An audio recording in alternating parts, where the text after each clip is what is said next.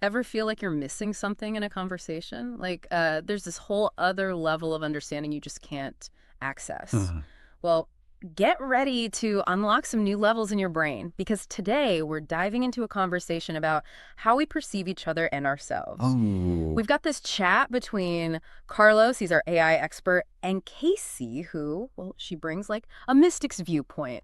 And they're going back and forth debating whether we're really as good at getting each other as we think. and the really juicy part is that they're not just talking about different ways of thinking. Right. They embody it. Like Yeah. their conversation itself is in how differently our brains process the world. It's pretty wild. Okay, so picture this. Carlos and Casey are going back and forth about this idea of theory of mind. Okay. Basically, it's our ability to put ourselves in someone else's shoes Oh, to like grasp what they're thinking and feeling. right. Like that whole walk a mile in their shoes thing, Exactly. So Carlos kicks things off by saying most people just assume they're pretty good at this whole mind reading thing. which is where those sneaky cognitive biases creep in, right? You see, our brains are these incredible prediction machines, but they're working with limited information.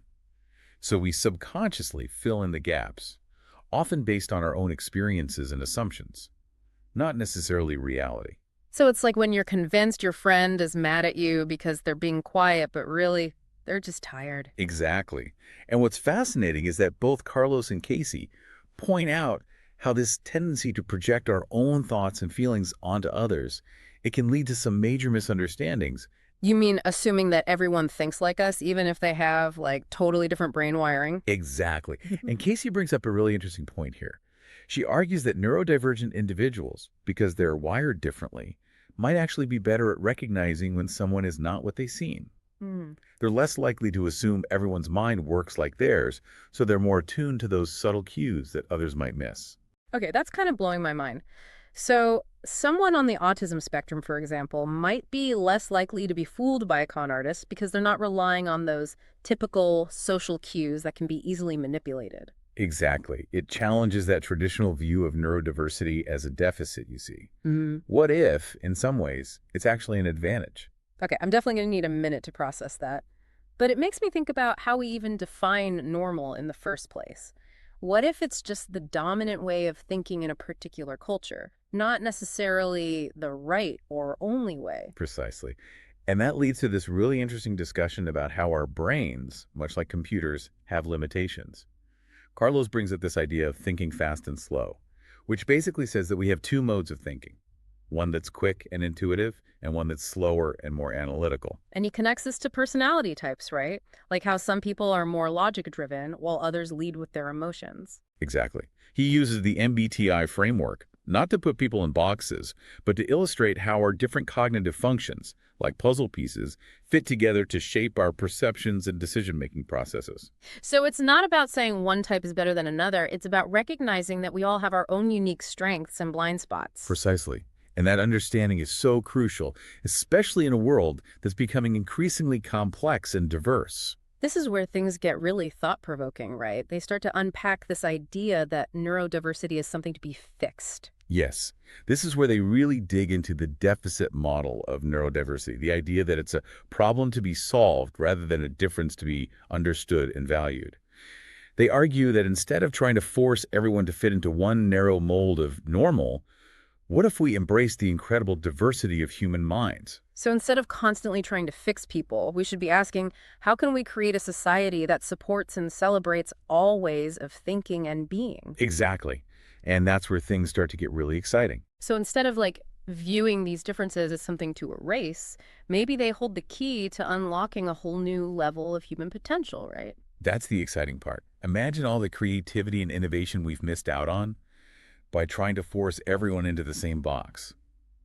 What if Einstein had been, I don't know, pressured to suppress his strange way of looking at the world? Right. Or if Van Gogh had been told to stop painting those like weird swirls. It makes you wonder, doesn't it? It really does.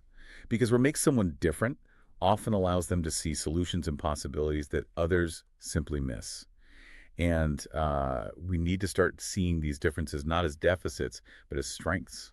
So this takes me back to something Carlos said earlier. He talked about how society is changing at warp speed, becoming more complex and technology driven. Do you think that plays a role in all of this? Absolutely. The skills that were valued in the past, things like conformity and rote memorization, those aren't necessarily the skills that will help us thrive in a world of artificial intelligence and constant change. So are they saying that neurodivergent individuals are, like, better equipped for this new world? Well, they seem to suggest that the very qualities that have traditionally been marginalized, thinking outside the box, questioning assumptions, hyper-focusing on specific interests, might actually be essential for navigating the complexities of the future. So instead of viewing neurodiversity as a burden, maybe it's time to see it as a wellspring of untapped potential for innovation and problem solving. Precisely. It's about shifting from a culture of correction to a culture of cultivation. What if we created learning environments that celebrated different ways of thinking, workplaces that embraced cognitive diversity as an asset? It's a pretty radical idea when you really think about it. It is radical, yes. But when you look at the challenges we face, climate change, social inequality, the ethical dilemmas of artificial intelligence, we need radical solutions, right? We need all minds on deck contributing their unique strengths. And that means valuing every mind, not just the ones that fit neatly into predefined categories.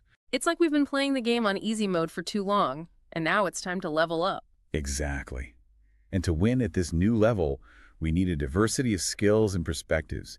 We need people who can see the patterns that others miss, who aren't afraid to challenge the status quo, to ask, what if? So where does this leave us? How can someone listening to this think, okay, this is all fascinating, but how do I actually apply this to my own life? That's the million-dollar question, isn't it? I think the first step is simple awareness. Start by paying attention to how you think, how you react to people who think differently than you. Notice how often you make assumptions about what's going on in other people's heads. So becoming more mindful of our own biases and limitations is key. Precisely. From there, it's about cultivating curiosity.